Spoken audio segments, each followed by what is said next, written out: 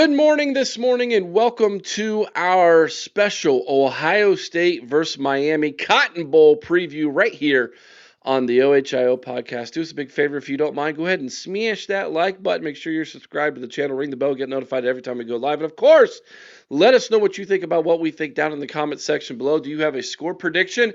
We would love to know what you think the score is going to be in the Cotton Bowl between the Buckeyes and Hurricanes down in the comment section below. Chris! Round two of the CFP is here. Last time we saw Ohio State on the field, it didn't look so good in the Big Ten championship game. Lost 13-10 to the now number one team in the country, number one seed in the CFP, and the Indiana Hoosiers. Up next is a trip to Dallas, Texas, in the Cotton Bowl to take on the Miami Hurricanes. Last time we saw Miami quite a few years ago. We're going to talk about that. And of course, we're going to break this down statistically, historically, and we're going to bring on a very special guest from the Miami Nights podcast to preview this thing from Miami's perspective before we give you our predictions at the end of this episode. Chris, your initial thoughts of the Cotton Bowl and the Buckeyes and Hurricanes? Uh, you know, I'm not worried, Eric. That's the first thing. That my initial thought is, I'm not worried. This is a Miami team that I think is a good team. I think they have a very legitimate defense. I think their defensive front four is very good. I think it's a team that offensively is going to struggle against a good defense. We've seen that throughout the season. When they face a team that can play defense, they tend to struggle. Um, this is a team that got an early win against Notre Dame, one that I'm telling you right now, and we know how much I despise Notre Dame. If they played today, there's no way this Miami team beats Notre Dame. Um, they have their schedule. The ACC was so bad that I don't think I almost feel like this is fool's gold a little bit with Miami. Now I don't want to take them too lightly, but I'm not going to sweat them because as I look at the numbers of the players, as I look at their schedule and who beat them and who they beat and by how much, I'm just not sweating this at all. Hmm, Um, I feel very very confident going into this game that Ohio State's going to win this game by at least 2 scores. interesting. Well, let's dive into this thing a little bit. Of course, we'd like to remind all of you that it's this Wednesday, 7:30 p.m. kick on ESPN or the better option, Chris, Patreon. Patreon, where you can listen to Dr. Corey, the online voice of the Buckeyes, call the game for you. Watch it with us if you like. Hang out in the chat with a bunch of Buckeye fans. It's better than going to the bar and watching it because it's not annoying. It's a lot of fun. And quite frankly, it's great. I know that's not everybody's cup of tea, but if you would like to, we invite you to come over to Patreon, hang out with us, and watch the game with us over there. Now, let's go ahead and jump into by the numbers. Ohio State leads the all-time series 3-2. Technically, it's 2-2 because one game was vacated, but I threw 3-2 up there because we all watched it. We all won. Miami won the last meeting, however. That was in 2011. Down in Miami, we lost 6-24. The year before in 2010, that's the vacated win when Ohio State beat them 36-24 in the shoe. Largest margin of victory was that 12-point win over the Canes in 2010. Largest margin of defeat was that 18-point loss down in Florida in 2011. Ohio State's longest win streak over Miami was 2. That happened in 2003 to 2010. Miami's longest win streak over the Buckeyes is 1. They beat us in 1999 and 2011. Ryan Day's record against Miami is 0-0. This is his first time going up against the Canes. However, Mario Cristobal's record against the Buckeyes is 1-0. That one win coming when he was the head coach of the Oregon Ducks when they came into the shoe in 2021 and defeated a pretty lackluster defensive showing by the Buckeyes that day, to say the least, by 7 points. Ohio State's history in the Cotton Bowl looks like this. They are 3-1 all time down in Arlington or Dallas. 1986, they beat the Aggies 28-12. 2017 was a 24-7 thumping of USC. That 2023 loss still sticks in my crawl over Missouri 3-14. And last year, Ohio State 28, the Longhorns 14. A little Sawyer sack, scoop, and score for you. Can I remind you all of that one? That was last year as well. Against Miami, there they are, 1977, a 10-0 win in Columbus, Ohio. That was Woody Hayes won that football game. 1999, it was 22 years later, and Ohio State lost in East Rutherford, New Jersey, in the Kickoff Classic. That game was the Kickoff Classic. John Cooper lost that one 23-12. In 2003, in Tempe, Arizona, the game of games, baby. Ohio State 31-24 in double overtime over the Canes. 2010, that's that 36-22 win that Tressel got taken away from him. 2011, that's Luke Fickell's 24-6 loss in Miami Gardens against the Canes. Chris, why don't we dive into the tale of the tape? Well, I'll tell you what, Eric, you look at this and on paper, this game is already won. Now, I know that's why we play it on the field, and I know the numbers are closer than a lot of people would like. But if you look at this, Ohio State leads in almost every single category. Points per game offensively, Ohio State leads 34.92 to 32.23. Rushing yards per game, Ohio State leads 162.8 to 151.9. Passing yards per game, 266.8, 262.5. Total yards per game, a 15-yard total per game difference is all. And that's 429.6 to 414.4. Third down efficiency, this is a key, Eric. This one's a key. Ohio State nearly 10% higher on third down efficiency, 54.2% to 45.5%. Then you look at red zone efficiency as well. 90.9, this is the one area Miami does it in, 90.9 to 87.9. Defensively, again, two very, very good defenses. Ohio State comes in allowing only 8.15 points per game, Miami allowing 13 points per game. Rushing yards per game, Ohio State gives up only 84.5. Miami gives up 87. Passing yards per game, you've got 129.1 by Ohio State to 194.5 by Miami. Now that's a big number to watch right there, I think. Total yards per game, Miami giving up nearly, nearly 70 yards more per game in total offense, as Ohio State's only giving up 213.6 to 281.5 allowed by Miami. Third down conversion rate, Ohio State a little bit better, getting off the field, only allowing 28.8% conversion rate to their opponents. Miami allowing a 31.4, which is still a very solid number. And again, Miami leads in one category here, and this one's a key for the game, I think.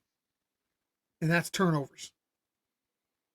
And that is Miami has 1.8 turnovers per game to Ohio State's 0.92. If Ohio State commits turnovers, they keep Miami in this, and they give Miami the opportunity to win. It's that simple. I think there's a couple keys to the game, and I've been interested to dive into this with you a little bit. Here in a few minutes, I'm going to bring on Jimmy from the Miami Nights podcast, and I asked him a true or false statement. He said it was false, and I get why he went that way with it. I think if Ohio State's offensive line does not allow Miami's defensive line to put pressure on Julian Sain, this game is over. Oh, if they don't get pressure, I'm going to tell you right now, if they do not get pressure on Julian Sain and Ohio State does not commit a turnover, Ohio State wins by 3 touchdowns. Even if the Ohio State does commit a turnover or 2, and they're not getting pressure on us, I still think this game is over. Because if Julian can just sit back and take his time and pick these guys apart, their defensive backs are good, but they're not great. They're not elite. They're opportunistic. They are opportunistic. That's correct. They will create turnovers. Yeah, they They jump routes excellent. They do a great job of jumping routes.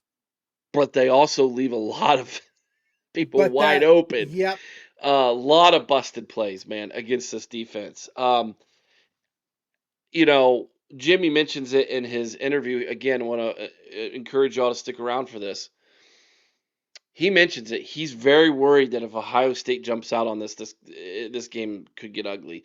They think Ohio State's going to going to hit a blow early, but if they can just hang around, maybe create a turnover, get back into it, then this could be their game in the second half. That's kind of the formula they're going for. If we come out of this game and it is all gas, no brakes offensively, and the brakes come off, and our offensive line is able to sustain blocks and keep Julian upright, I think Ohio State can absolutely blitzkrieg this team. I do. I agree. But will we see that? That's the question. And that's the $1 million question here. Was Brian Hartline's play calling too conservative? Was Brian Hartline's play calling conservative on purpose because that's what Ryan Day wanted him to do?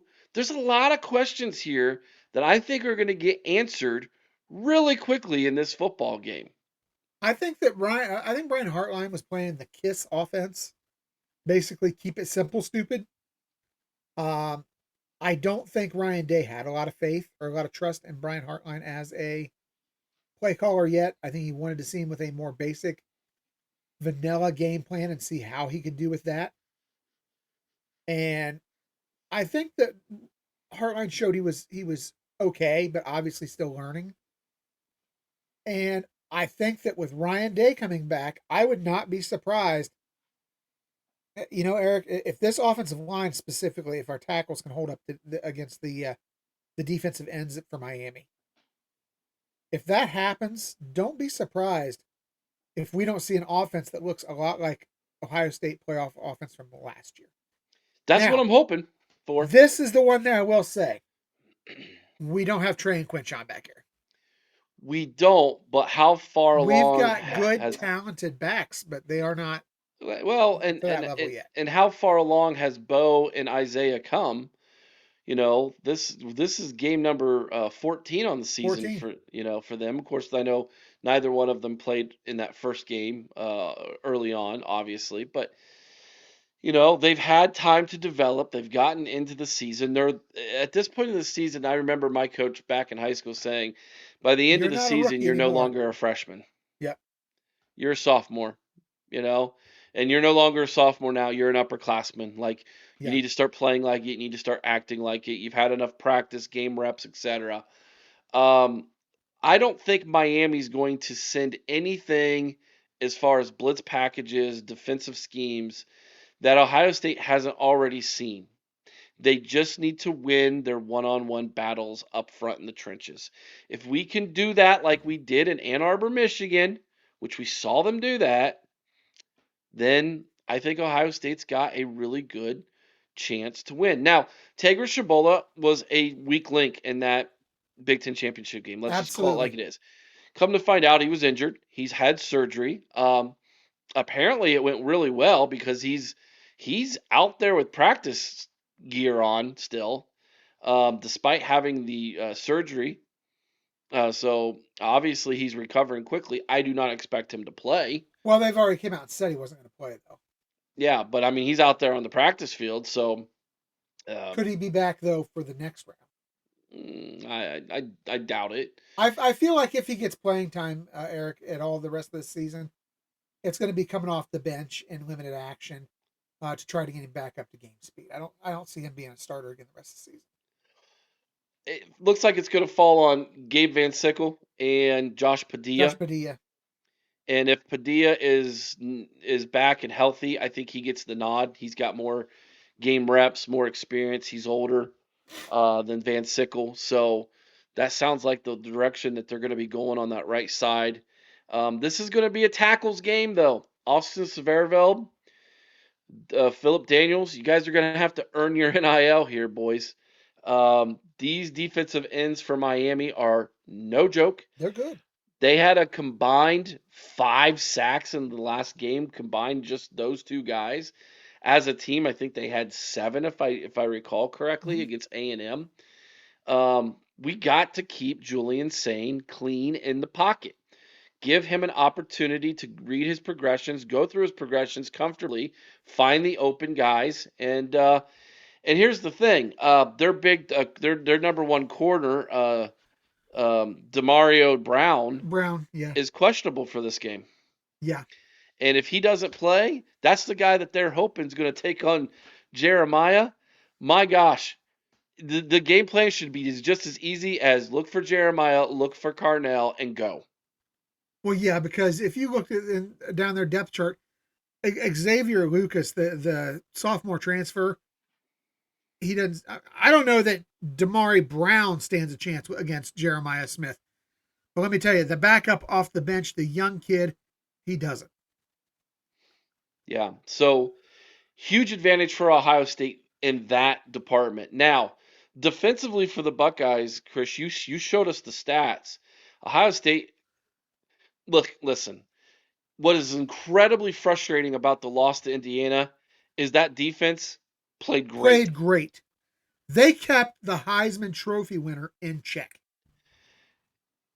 And offensively, we were so inept, we were so out of sync that I mean, you go back and you look at that, it's like, how did we lose this football game? Like that's the story on this season. Hopefully, that won't be the story on this season when it's all said and done. Is the what ifs, but right now, the only blemish on this season is a week of craziness brought on by Brian Hartline that affected that offense in the Big Ten championship game, and that's frustrating.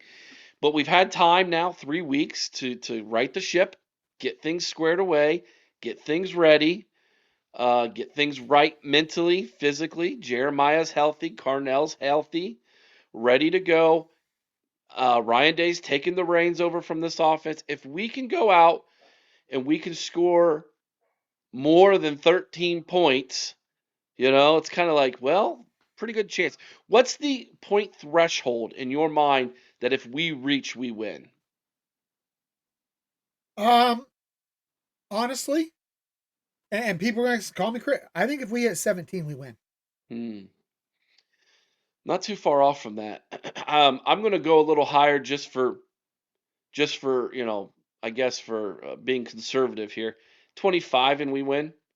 I can see a world where Miami might get 24. Miami has not scored 40 points a ton this year. Um, and against the better competition, they're not even coming close to that. I mean, look at what they did against A&M's defense, 10 points. Now I understand it was windy that day, but They scored, I think, 27 on Notre Dame. I think it was 27-24 game, if I'm not mistaken. And that was against a really bad Notre Dame defense at the bad beginning of the Notre year, Dame defense in the first game of the season. who was not ready for that game. So, but it was also their first game of the year of the season offensively as well. So I think defensively Ohio State should be fine. I don't think they're going to let Miami run all over them. Um, this to me is you said it. It comes down to the Ohio State offense, and for me, it comes to down to the offensive line and not turning the football over too many times. So that's where I'm So at. That's where you're at. here's my thing. You look at this uh, over the course of the season. Now, would you say that Indiana or Miami has a better offense? Indiana. Would you say that I'm sorry, Miami or Texas has the better offense? I'm gonna say Miami because Texas just was at times this year was bonehead, but I'm guessing Texas' numbers might be better than Miami's. A little bit. Okay. Um, and then what would you say about passing your eye test? Would you say about Illinois or Miami? Actually, Illinois is really Off, good offensively this yes, year. none of those teams broke 16 points. No team broke 16 points against Ohio State this year. Yeah. 17 points is a threshold, Eric. I'm telling you, Okay. All right. because I truly believe that our defense is just that good. All right, we're going to. Hey, by the way, before we go to our interview with Jimmy, make sure you go over to MyBookie and put in promo code OHIO. Use promo code Ohio over at MyBookie, and you will get $500 of bet back insurance from MyBookie just by simply using the promo code Ohio. It's that simple. So make sure everybody, you all go and do that. Shout out MyBookie for being a sponsor this football season here on the OHIO podcast. All right, let's bring on Jimmy from Miami Knights. Great interview. You're going to love it. And joining me now from the Miami Knights podcast, our sister podcast, the Here on the College Huddle, is Jimmy. Jimmy, welcome to the OHIO podcast, man. You're in enemy territory right now, brother. I know, Eric. I appreciate you having me on. I know Joe's been on a couple times on the College Huddle podcast, and Yeah, we were kind of hoping that this would maybe be, an appearance that we would have on the Ohio State podcast, so we could talk a matchup. So I'm happy to be here. here we are, man. We Yeah. did it. You guys did it. We did it. And this is going to be a lot of fun. Cotton Bowl, second round, final 8, big time matchup. This has got a lot of history with it. Yeah. It's got a lot of intrigue both on and, well, as we've learned on social media, off the field this week as well. Uh-huh. We're going to dive into all of that right now. So I want to go back about a week and a half ago to when you guys went into Texas A&M and won a 10-3 matchup. It was an odd game, very windy. Kickers couldn't make anything. It was Mhm. basically whoever scores the first touchdown wins. That happened to be you guys. I want your like quick Cliff Notes synopsis of the game, what you were feeling during the game, and what your feelings were immediately after the 10-3 win. Yeah, I mean, it like you said, it was a crazy game with the wind. It was a hard game to judge necessarily, how Miami truly looked and how we feel about the team offensively going forward. Obviously, kicking was a problem all across the board going into that game or through that game. So, we were just thrilled. One, we were happy to be there, given how the whole college football playoff, came to be, and then to go into that atmosphere and get a win. No matter how it looked, we were thrilled by it. And frankly, like Miami teams in the past, when we played, these quality deep teams, it was never like this like defensive like staunch battle. It was either we got blown out or maybe it was just a high scoring game. And so, frankly, defense travels, and a good defense will keep you in any game. And so at the end of the day, we're just thrilled, one, by the win, and also two, by only holding Texas A&M 3 points has us feeling confident that you can hang with most teams, even if your offense maybe isn't pumping on all cylinders. So just thrilled with the W. Great for the program. First, in the realm of Florida teams, the first playoff win out of all the Florida teams. And from a Miami standpoint, that matters a lot when we're talking about recruiting against rivals and stuff like that. So the trajectory's up. So we're thrilled over here at Miami. Well, I mean, I assume the celebratory, I guess you could say, aftermath didn't last very long. Next up was Ohio State, and Yeah. I'm sure that you had some feelings right away about that. Before we dive into a little bit of where you were and how old you were in '03, I'm assuming you're much younger than myself. But what did you think immediately when you win that game and you're like, okay, next up's the Buckeyes? Right. I mean, we had time to sit on it beforehand because we felt pretty confident going to that game, even though we weren't favored. I mean, like we felt like we had a solid chance of winning that game, and so we knew what was on the horizon, though. And yeah, I think the toughest battle in the college football playoff is Ohio State. Even after how the Indiana game went, I consider them the best team in the playoff, and so it's gonna be a tough battle. And so yeah, the celebration was short. Joe said we get 48 hours. Joe's always like, we celebrate with the team and we get prepared with the team, but he's always kind of joking about that. But we get 48 hours, be happy about this, and then we look forward to the Ohio State game. But we've in reality, we've been enjoying this for the past week, but I know the teams looks like they've been to work, and yeah, that's the hope too, is that they can lock back in, and I think they will. Mario's he's a pretty serious guy. and he's kind of a dry guy. He's a football guy, and so I have confidence that he's going to get this team locked in for I Wednesday. think that's a pretty good description of him. He's a dry guy. He is a I think dry guy.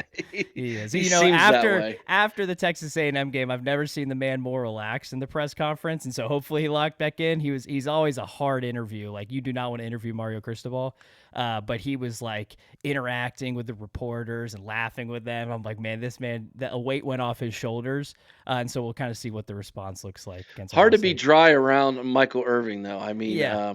Michael Irvin gave him a kiss. That's the thing. It was just chaos after that game. So yeah. Okay, so I've been having some fun with some of your players as far as their names and things. I've been joking that that your defensive lineman, the Ruben Bain, there's a reckoning, Ryan Day, coming your Yes. way. It's just all the Bain jokes, you know. Oh yeah, it's, we get all the Bane memes in there. It's Yeah. great last name. Guys had, what was it, 7 sacks against A&M? Yeah. Got in the Holy backfield. smokes. Ohio State coming off their worst game as an offensive line against Indiana. They had given up 6 sacks all year, and they gave up 5 in one game against Indiana. And then, lo and behold, you guys go into Texas A&M and come away with just every time you turn around, it was like Oprah handing out cars. You guys are handing out sacks left and right.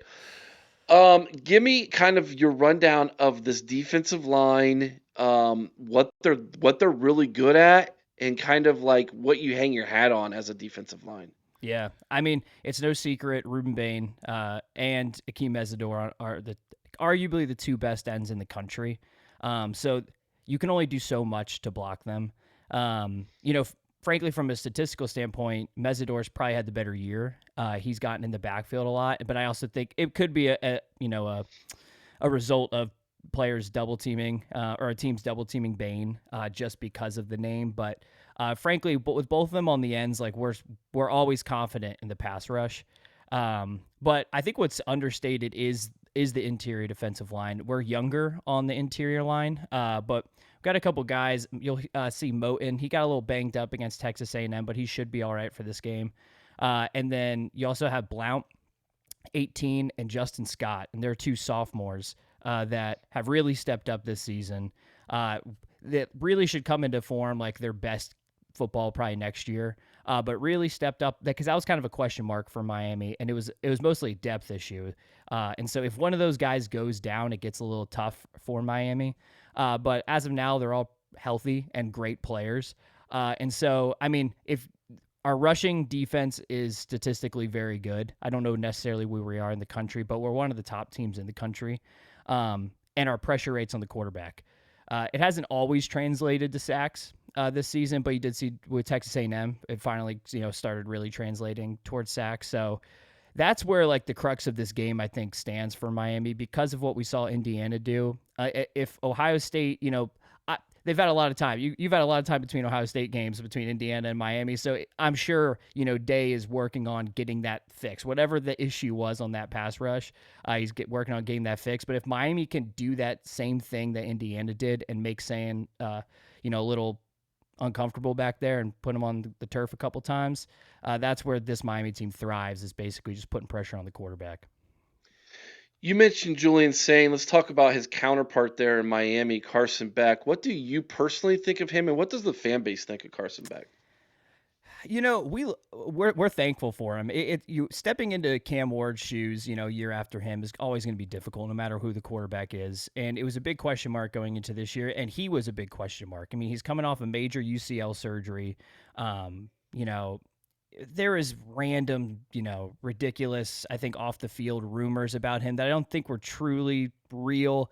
There was his like TikTok girlfriend, and that was all issues, but they broke up before the season started. For some reason, it was his fault. His like car got stolen. It was very weird, like reports. I think Carson Beck in a lot of ways has gotten a bad rap, like off the field. He's truly just like, he's been completely quiet off the field for us. There's been like no reports this season. He's only seemed like a good locker room guy. And from a quarterback standpoint, when he does his job, Miami thrives. When he starts getting a little shaky, And when he tries to do too much, that's when you saw two losses. Well, especially the one Louisville loss. SMU loss, there's a few issues with that around the team. But the Louisville loss was, clearly he threw 4 interceptions. You're not going to win a game doing that. And so that was, I think the whole country in itself looked away from Carson Beck at that point and didn't really watch him the rest of the year. It was like, all right, well, that's who we thought he was, interception machine. But outside of that, he had a pretty solid year. We don't really try and push the ball with him too much. We really saw that against Texas A&M, but I think I'll count some of that to the wind. But he's the X factor for me in this game, right? Is it going to be the Carson Beck that's thrown 4 interceptions, looks uncomfortable back there because you're facing an incredible defense in Ohio State, better than Texas A&M? Or are we going to, take the handcuffs off a little bit and see what he can do? I'm kind of hoping that's the latter. I'd rather, die trying than we play too conservative and lose, because we didn't feel free enough with our quarterback. So yeah, I've been happy with his performance here. I give it like a B+. He's done his job. Maybe the price tag was probably high for what we've seen from him, but then again, no one else on our roster was leading us to the college football playoff from a quarterback standpoint. So we're just thrilled to have him. Yeah. Is that kind of the going, I guess you could say the going philosophy right now with him is you guys want to see it all hang out? I mean, are you a little bit weary that if you do, though, that you could get bad Carson? Yeah, I mean, absolutely. That's the risk with it, and I think it's kind of finding some middle ground. I think we saw the extreme against Texas A&M because of the win, and we saw towards the end of the year, I think where the season got better was when we didn't put him in tough positions. A lot of his struggles this year was we would run on 1st and 2nd down, and he'd have a 3rd and 6, and they know we're throwing it, they know we're throwing the ball, and then that puts him in a tough spot. And so now, this offense kind of found a little bit more of a rhythm, got a little more creative, freed up those non-obvious passing downs for Carson. And he's got a good deep ball. He throws the ball well down the field. So yeah, I mean, you look at the Louisville game, frankly, those 4 interceptions, those Louisville players, I don't think those defensive backs have made the same play since. They were made some pretty incredible interceptions. There's 2 of the 4 were bad throws, but some of them were just unbelievable picks. So even I look at that, he's thrown interceptions. He hasn't protected the ball amazing, but he has the ability to press the ball down the field. There was a couple of the throws in that game I wasn't even upset by because I like him. I like a aggressive quarterback. You need it in this game. It makes the offense a little bit easier if you get those chunk plays, and that's what we need. One of the biggest reasons why you guys were able to come away with that win was Mark Fletcher Jr. Now, this is a name Ohio State fans are familiar with. Yeah. He was committed to Ohio State at first, decommitted, and then committed to Miami. And that's one of the things that it's kind of a running joke here on the OHIO podcast is when a kid from Florida commits to Ohio State, we give it maybe a 50% chance that he ends up signing. Yeah. They decommit a lot. They commit and decommit. It seems to be kind of a thing that they do down there in the state of Florida. But he was one who we really wanted, and then he got away from us. And then, of course, he has the game of his life, against Texas A&M. Yeah. Talk to me a little bit about him and the kind of season he's had. Yeah, I mean, for the first thing you said about the recruiting, y'all have been a thorn in our side for years and years and years. So Ohio, they've figured out how to have a stamp in South Florida, and that's number 4 as your receiver. I'm sure we'll talk about that. Oh yeah, we're gonna get to him in a minute. Yeah, yeah, that was the golden child that got out of the state, but yeah. So Mark Fletcher, I mean, just a true leader on the team, and it's hard to believe he's only a junior. We were actually thinking, we're like, man, this is it for him, and he's coming back next season, which we're thrilled about. But a true Derrick Henry style build, a big guy. I think he could play tight end in another life. Just an absolute force. He's been a big part of our offense since his freshman year, and that's why I kind of think for Miami fans it feels like he's been here for so long. It's because he's been a big part of our offense, but he's had some injury issues, and I think we're truly seeing a healthy Mark Fletcher now. And truly, Joe and I were watching the game together, the Texas A&M game, and that burst that we saw from him, we honestly, I haven't seen that many times from him, and I think we're finally seeing a healthy Mark Fletcher. Because he truly looked really fat. He's always been our bruising guy. But man, he's hitting the hole hard. And it was almost like aggravating watching that game because you're like, literally just give it to Mark Fletcher and let's just like finish this game out. So yeah, true leader of men. I mean, when Tony went down with his fumble in that game, he's the first one over on the sidelines telling Malachi Tony, like, it's going to be okay. You're going to get the ball again. You're going to make the play. So leader of men. It's hard to believe they were teammates in high school too. It's a pretty decent high school team that they had, American Heritage. But yeah, I mean, I'm excited. I feel much better about our backs going into that game after watching the Texas A&M game. Okay. Yeah. If you had to say, here's the weakness of our team, and gosh, I hope Ohio State doesn't exploit that, what would it be? I think it's gonna be our corners in particular, just because of some injuries. Damari Brown's our best corner. He's questionable for this game, and he would probably be the guy we'd put on Jeremiah Smith. And so he's gonna probably be out. If Mario ever says a guy is questionable, it's like 90% chance you're not seeing him in that game. And so that's where I'm a little nervous. Like, is Ohio State going to be able to go over the top? When Miami's defense has struggled this year, it's been blown coverages. It hasn't necessarily been like lost 50-50, like jump balls and things like that. It's just been strictly blown coverages. And so that is introduced when you have a little more inexperience on the outside. And so, yeah, if he's not in, we'll have a guy, OJ Frederick, probably out there. It depends who they'll put on Jeremiah Smith, but OJ did not have a great Texas A&M game. Just looked a little slow. He's an experienced guy too, but not our best corner. And so that's where the weakness is going to come. And you guys have the best weapons in the country at wide receiver, and so it's going to come down to, can those corners cover? Can they play man when they need to play man, basically? I'm going to give you a statement, and I want you to tell me true or false. If Ohio State holds up on the offensive line and you don't get a pass rush, Ohio State will blow out Miami. If Miami gets a pass rush and they're able to get to Julian Sain, we are in for a dogfight.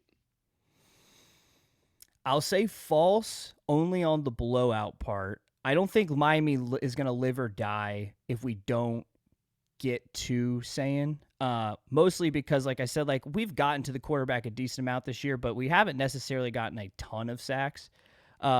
We've got good safety. I'll say you want to, like, Keontae Scott and Jacoby Thomas are two names you're going to see and hear a lot. And so we keep the ball in front of us a lot. And so it's hard to score a ton of points against Miami, and that's just what could keep the game close. But it's definitely going to be the X factor for Miami if we can get to him. Like, if we don't get to him, I think we probably don't win the game. We need to make Sain comfortable for some turnovers, but a blowout's going to be tough just because we've been able to keep teams in front of us this year. What's the point threshold that Ohio State needs to reach to where you say we ain't winning this game if Ohio State scores this? I think if they put up 30, Miami hasn't put up over 30 a lot this season, especially against like teams, like good teams like Notre Dame and Texas A&M, for example. So if they get to 30, I don't see it's going to be hard for Miami to score that amount of points. I mostly, like, when I think about what this game's going to look like, I think both teams having some score in the 20s is what I kind of expect from it. Just expect a staunch defensive battle here. So, but if they're able to get over 30, I think Ohio State most likely is winning this game. Obviously, if Ohio State scores over 30, Jeremiah Smith's going to be a huge part of that. You wanted to talk about him earlier. I want to talk about him now. Jeremiah Smith is not human. I do believe he was created in a lab somewhere. I don't think he's made of the same stuff that you and I are made of when it comes to DNA. Yeah. That being said, man, I tell you, there's been some talk this week from some of the Miami players, from Jeremiah Smith himself. Give me your just Jeremiah Smith take. I want to hear it from a Miami fan, man. Go for it. I mean, Jeremiah Smith is one of those guys that you hear about. Like, I follow recruiting relatively close. I used to be super close on it, but it just hurt me too many times. Like, I can't be doing this, especially through like the bad years of Miami. But Jeremiah Smith was always one of those names since he was a freshman that you knew. And it's like, we're going to do whatever it takes to get this guy to stay home because we knew he was a generational player. And so, when the writing was on the wall that he's going to Ohio State, it's tough, but it wasn't something Miami fans were necessarily like not used to. I mean, I think back in the days of Jerry Jeudy, and it's just like these players that got away that you would be program changers. And so, but frankly, when they go to and even Brandon Innes a couple years earlier was a huge South Florida recruit and someone we wanted to keep home, but went up to Ohio State. But you know, we knew he was just going to make immediate impact wherever he went. That's why it was like frustrating, I think, for Miami fans, because yes, he's going to be developed by Brian Hartline now. I mean, now that he's at USF, but he's going to be developed by Brian Hartline at Ohio State. It makes sense for him to go to Ohio State, but we also knew this man is so good. He doesn't truly need much development. Like you said, he's just a different animal. Like he's not like he was the most NFL ready true freshman I've ever seen. And so, yeah, that one hurt. I mean, it absolutely hurts. I think him and Cam Ward would have been disgusting last year, but offense wasn't our problem last year. So I don't think the outcome of our season would have changed all that much. But yeah, he gets his national championship. So, and you know, frankly, I think most Miami fans, I would say, were super happy for him. It's like, you know, this is a South Florida guy. He went to Ohio State, and listen, they won the national championship, and he's, you know, on the cover of NCAA the next year. You can't really argue with any of that this man didn't make the right decision. This week's been interesting, though. I think some fans have I think they didn't take too kindly, I think, to him talking about this history of the programs and stuff. And, you know, because from my perspective, Miami fans have mostly always been cordial with him. There's a select few, and there's always, you know, there's them in every bunch of people that are going to give him a hard time. But now it's like, now it feels almost more personal. I don't know. I like his fire. I mean, I like his competitive spirit. I'm really excited for these players to go against each other. I mean, Jeremiah is going to see plenty of players that he not only played with in high school, but played against in high school. And it's going to be a really cool experience, I think. Cause frankly, like I'm so super proud of the South Florida guys that did stay home and believed in the program. But Jeremiah Smith also believed in it as well. He just chose Ohio State. Like he was talking to Miami towards the end. He didn't there was no bad blood with Miami. He showed them the respect. He didn't play them in recruiting. And that's what I always look at with players. Like, are you just going to, like, you know, make fun of Miami at the end of your recruitment and then flip to another school? Like, he never did that. He was consistent with what, you know, where he was going, and it wasn't Miami, and that's okay. You know, it's interesting. You bring up South Florida Express, obviously a famous 7-on-7 program that Brian Hartline learned to tap into and basically, in a lot of ways, make his career. Yeah. Now he's down there in Tampa, which I do not think it's by mistake at all. Brian Hartline is an Ohio State guy. He's an Ohio guy, but he is a Florida guy too. He played for the Dolphins. Yeah. Played for the Cleveland Browns and Miami Dolphins. Again, the two states there, right? Right. So he goes to Tampa, and you know, I'm very interested to get your take as a Miami fan on what you think Brian Hartline coming back to the state of Florida now as a head coach looks like from your perspective. You know, USF is it's never really been a program that Miami's ever competed with recruiting wise. I will say though, with the transfer portal. And, you know, USF, they're doing better. Like, the program has an upward trajectory. I think you'll see mostly, like, for example, we had a wide receiver, Nye Carr, that's transferring. Really good recruit out of high school. Just never really saw the field for us. Another guy, Ray Joseph, like, these solid players, but Malachi Tony took his spot this year, and Malachi Tony's going to start over you. Like, that's just it is what it is. And so I think you're going to see guys like Brian Hartline be able to take those guys and bring them to USF. Like, I think he's going to clean up in the transfer portal when it comes to these underutilized wide receivers at other programs that are great players, but just weren't able to necessarily see the field at these bigger schools. And the pitch is easy for them, right? Brian just shows them, you know, his track record of wide receivers he's developed in the league, and what he's done in college, and they're going to go to him immediately. So he's not going to have any issues down in Florida, I think, getting those players. Yeah. From a perspective of a Miami Hurricanes fan, though, I'm interested to find out if you think, hey, in a few years, if Cristobal doesn't work out or for whatever reason, and Brian Hartline's over there killing it, would you be like, come on over? Like, come on down here, buddy? I mean, it's hard for me to even think about that from a Mario Cristobal standpoint, because truly, there's not a man in the world that wants this program to succeed more and is going to do as much as Mario Cristobal to see this program succeed. And frankly, with what he's done, he took over first year 5-7, then 7-5, then 10-3, and now 10-2 or 11-2, and going to the Cotton Bowl. And so it would have to take just a catastrophic, failure, Sharon Moore type situation. To talk about your rival there. Bring that one up. Yeah. It would have to take something like that for me to even consider someone else. But I mean, if Brian Hartline's killing it, he's not gonna be at USF for long. I could even see, an FSU type situation, even if a year from now, like let's say he has a crazy year with USF, I could easily see FSU giving him a hard look as Mike Norvell's days are numbered over in Tallahassee. I mean, I've got confidence he's going to do some good things, and a school will take him. Yeah, just keep the butter knives away from Mario, okay? Yeah. Speaking of Mario, he's 1-0 against Ohio State. He beat Ohio State when he was head coach at Oregon. Yeah. Has there been any talk about that? Like, I mean, I know it's Ohio State's not, the program is not, completely blindsiding him here. He's been to Ohio State. He's been to Columbus, Ohio. Now, obviously, this one's going to be in Dallas, but like, he's not going to be intimidated by Scarlet and Gray across the sideline there, or Ryan Day. He's beaten them before.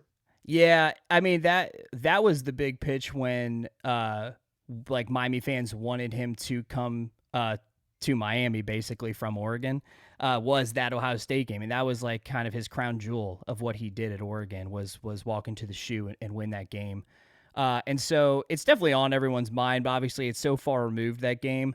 But what it did show was the fact that, Mario can win these big games and go and build a program that can run with these, really solid programs. Now, I think this is a better Ohio State team than he played that season in pretty much every facet of the game. And so it's definitely a better Ohio State team, but I also like this Miami team a lot.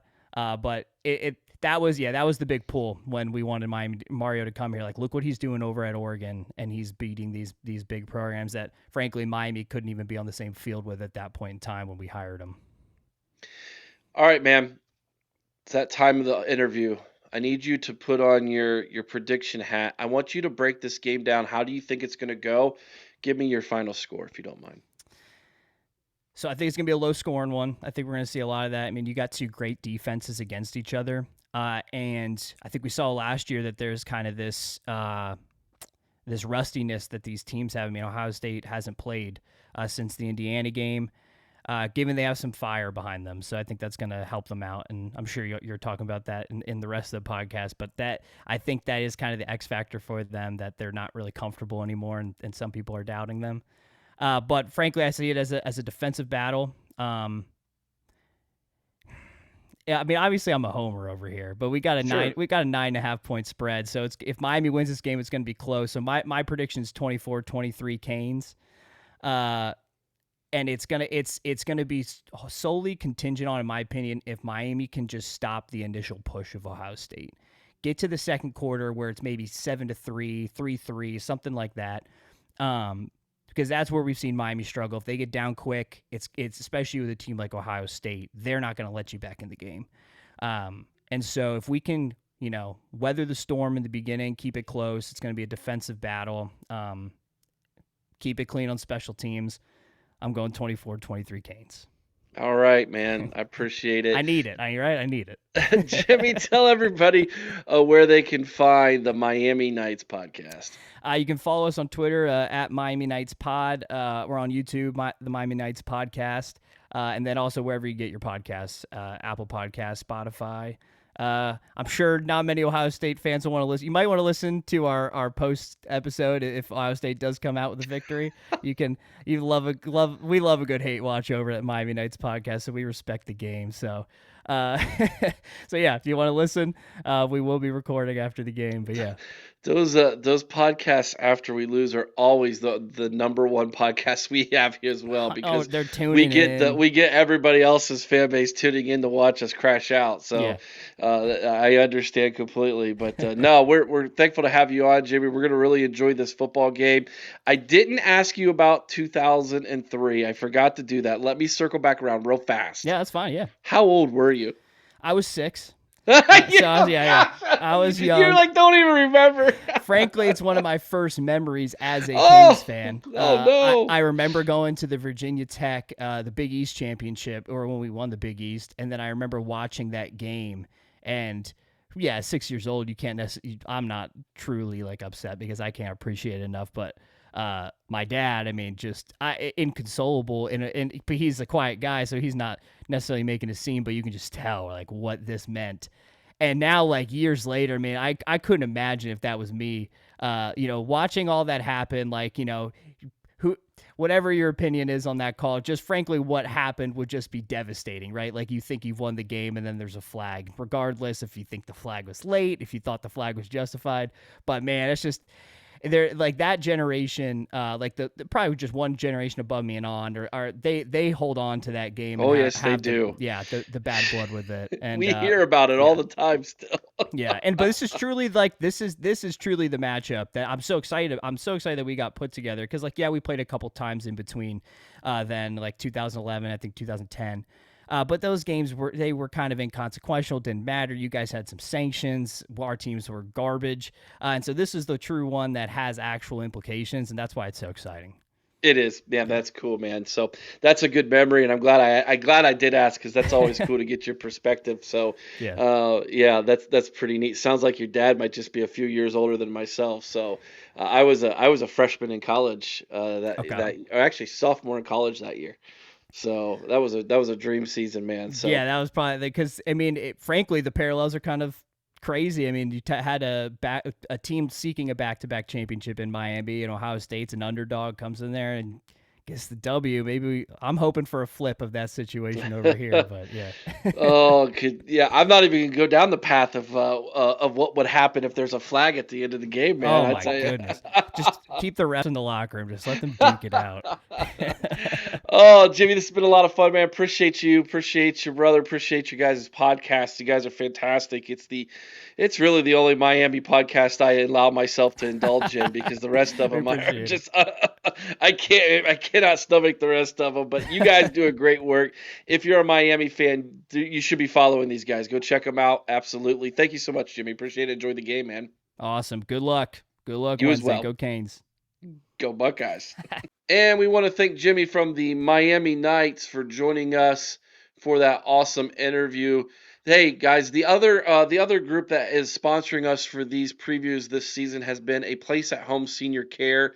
If you have a loved one who recently had a hospitalization, stroke, or fall, maybe they're living with dementia, they need support at home, bathing assistance, dressing assistance, mobility assistance, medication reminders. A Place at Home Senior Care is who you want to call if you live in Central Ohio. Go to aplaceathome.com/Dublin, or you can call them at 740-472-8181. All right, Chris, it's time. It's time to give our predictions. Jimmy gave his. He said 24-23 Canes. Hey, you can't fault the guy for rooting for his team, man. Can't fault him for that. I know you do because you're not the one doing these interviews, so you're allowed to. All right, Chris. You said 17 was the point threshold before we brought on Jimmy to interview him.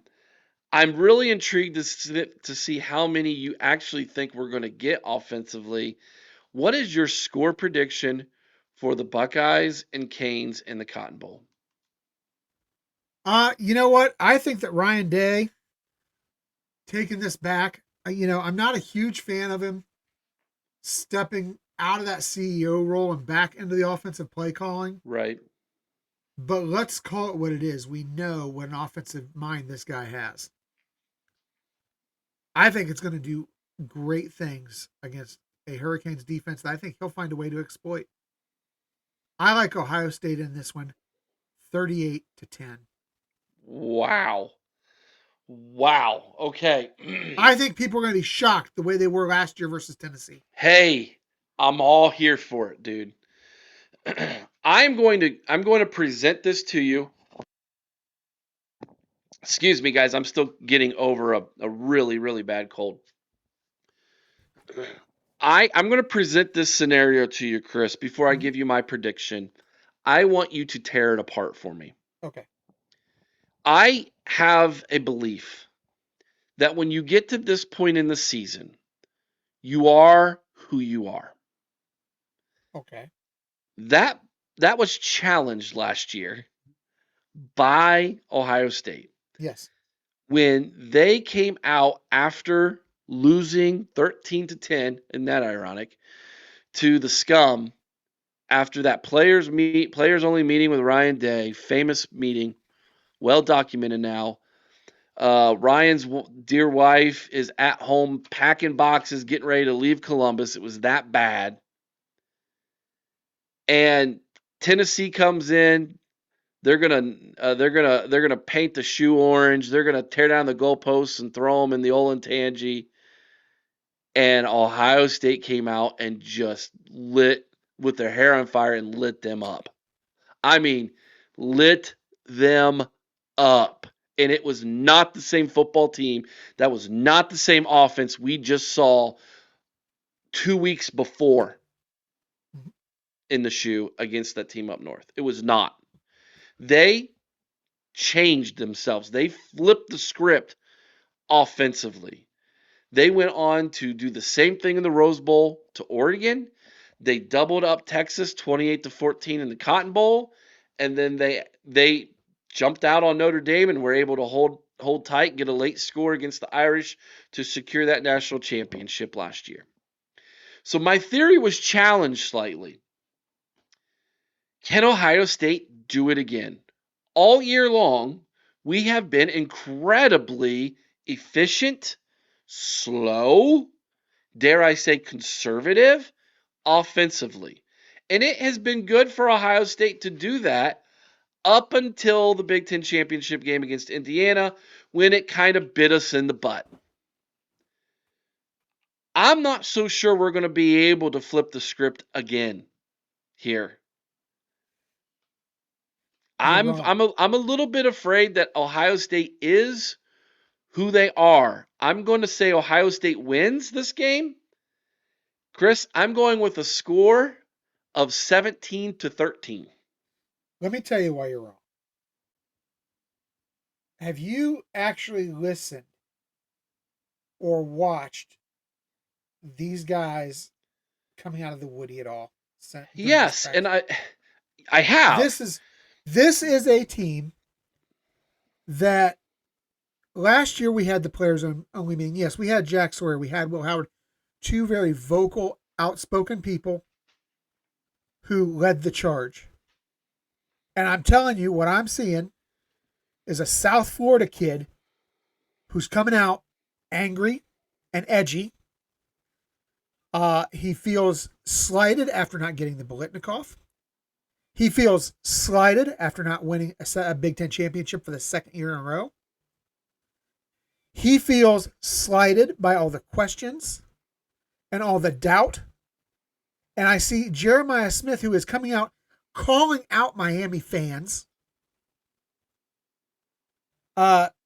He is stepping into that role as that outspoken leader. And he was there last year with Caleb Downs. And these guys watched Will Howard and watched Jack Sawyer rally those troops. And I'm telling you right now, these guys have that leadership in them. And these guys are the ones who are going to take and be the driving force behind this team flipping that script again. That, along with Ryan Day taking back the play calling, which I think opens up the book. I truly believe we are going to see a transformation. Maybe not to the degree, but I think a very similar transformation to what we saw last year. Because Ohio State is tired of hearing the doubters. They are tired of the critics. They are tired of hearing all the people who are talking about them losing to Indiana. They're tired of being passed over for awards because here is the narrative, and it pisses me off to no end, Derek. If Miami comes out and wins this game, it's a great win. If Ohio State comes out and wins this game, they were supposed to. If Miami wins this game, Ohio State collapsed. If Miami loses this game, it's, well, Ohio State was supposed to beat them. What'd you expect? I think all these guys are tired of it. They're tired of the disrespect. They're tired of the Gus Johnson, Joe Klatt attitude that everybody has towards this team. And I think these guys are ready to make noise. There's two issues with what you're thinking. Number one, Ryan Day has been saying all year, I know when it's time to press the pedal to the floor and push this team, gas no brakes. That happened, and you didn't do it. It happened already, and it wasn't there. But did he really feel that was the time? It was. And I agree it was. You agree it was. But did he feel it was? Let's not forget. That wasn't the Big Ten championship game, Eric. That was the last game of the regular season. Which is wrong thinking, in my opinion. But I'm old school. You and I agree with that. I'm old school. However, this is what Ryan Day said. This is how Ryan Day perceived it. Ryan Day, with his NFL mentality, is saying playoff time is the time to hit the gas. You want to hit it before you get there, though. Well, I don't disagree with you, but again, Ryan Day may have a different take on this. Okay. And has he not earned that benefit in your mind? Definitely earned. He's definitely earned me trusting him, right? We can question it. We can wonder about it. Sure. But until he falls on his face, we can't doubt it. I agree. Number two, the second issue. I don't think this team has the number or the experience in their senior class like last year's team did to go to Ryan Day and be like, listen, we need a change and this is what we're going to do. This team doesn't have that. The loudest voices on this team are juniors and sophomores outside of Curry, who's a senior. I'm telling you right now, though, age and rank doesn't determine your level of leadership. I'm just saying last year's senior class was special. It was. And for you to just think this year's senior class is going to be exactly the same. Well, and I said, if you listen, I said, I don't know if it'll be to the extent.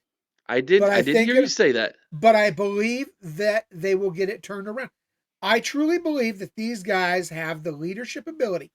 Guys like Jeremiah Smith, guys who's become an outspoken leader, Caleb Downs, Caden McDonald, Caden Curry, even to some extent, Carnell Tate, who's more of a quiet leader. But then you also listen, and if you've listened to Julian Sand, he has been shouting out to anybody who would listen, Eric, that now the game is slowing down for him. So if the game is slowing down for him, doesn't that mean it's time to open it up? Yes, but why wasn't it slowed down enough against Indiana to open up against the Hoosiers? Well, because he was running for his life because the offensive line was leaking like a sieve. Exactly. Which is why this is such a big part of this game. That right there. All right, so you have 38-10. Boy, I hope you're right. I really hope you're right. I'm at 17-13. I think it's going to be a dogfight. What's your score prediction, everybody? Let us know down in the comment section below if you haven't already. We would love to know what it is. What do you think about our takes? Who's right? Who's wrong? Of course, I've been wrong before, and I will be happy to eat crow if I'm wrong again, as long as it goes in Ohio State's favor. Because I'm a Buckeye fan, that's what we do.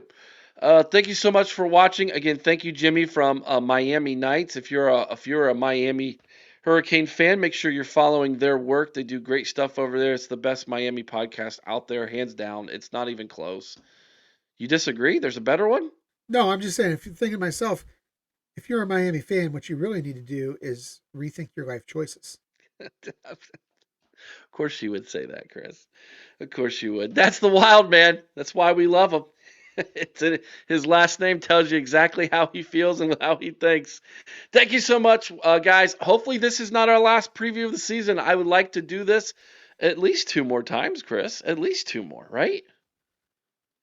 I don't want to have the award show next week. I don't. You know what? That award show is going to come the Sunday following January 19th. Okay.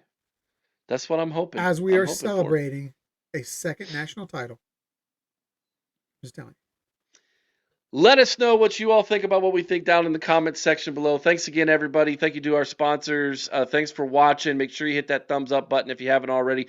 Subscribe to the channel. What are you doing? There's so many people who watch our stuff who aren't subscribed. It's free, costs you nothing, and it helps us out. We really appreciate it. And, of course, don't forget about Patreon. It's where it's at, guys. We love it over there. You'll love it as well. Till next time, be kind to one another. I owe someone's OH. In Carmen, Ohio, with all your heart. You all know what to do. Chris, OH. I-O. Go Bucks. Beat the Canes.